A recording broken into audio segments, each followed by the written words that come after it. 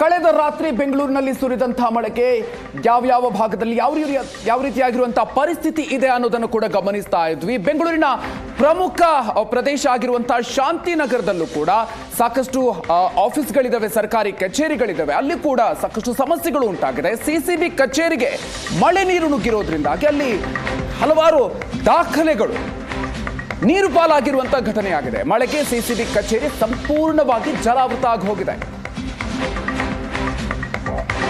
CCB ಕಚೇರಿಯ ದಾಖಲೆಗಳಿಗೂ ಕೂಡ ಹಾನಿಯಾಗಿದೆ. ನೀರು ನುಗ್ಗಿರುವ ಪರಿಣಾಮ ಎಲ್ಲವೂ ಕೂಡ ಮಳೆಗೆ ಆಹುತಿಯಾಗಿದೆ, ನೀರಿಗೆ ಆಹುತಿಯಾಗಿದೆ. 8ಕ್ಕೂ ಹೆಚ್ಚು ರೂಮ್ಗಳಲ್ಲಿರುವಂತಹ ಕೇಸ್ ಫೈಲ್ಗಳು ನಾಶ ಆಗಿದೆ. ಆ ದೃಶ್ಯಗಳನ್ನು ನೀವು ಗಮನಿಸ್ತಾ ಇದ್ದೀರಿ. ಸಿಸಿಬಿ ಕಚೇರಿಯ ದೃಶ್ಯ.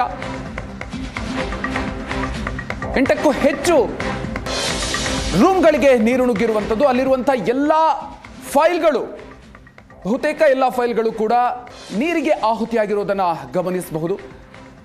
ಹೊರಗಡೆ ಯಾವ ರೀತಿಯಾಗಿರುವಂತಹ ಸನ್ನಿವೇಶ ಇದೆ ಅನ್ನೋದನ್ನು ಕೂಡ ನೀವು ಗಮನಿಸ್ತಾ ಇದ್ದೀವಿ. ಅದರ ಜೊತೆಗೆ ಆಫೀಸ್ನ ಒಳಗೂ ಕೂಡ ನೀರು ನುಗ್ಗಿದ್ದು ಅಲ್ಲಿನ ಸಿಚುವೇಶನ್ ಹೇಗಿದೆ ಅನ್ನೋದನ್ನು ಕೂಡ ಗಮನಿಸ್ತಾ ಇದ್ದೀವಿ.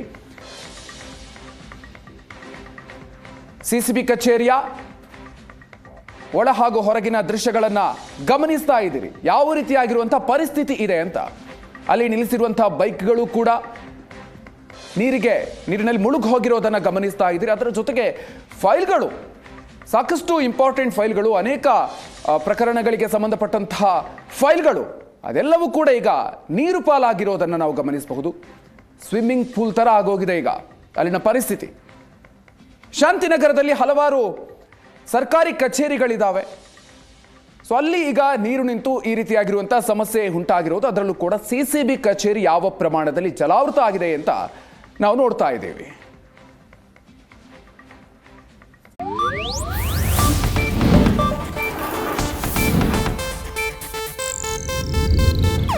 ಇದು ಏಷ್ಯಾನೆಟ್ ನ್ಯೂಸ್ ನೆಟ್ವರ್ಕ್ ಪ್ರಸ್ತುತಿ.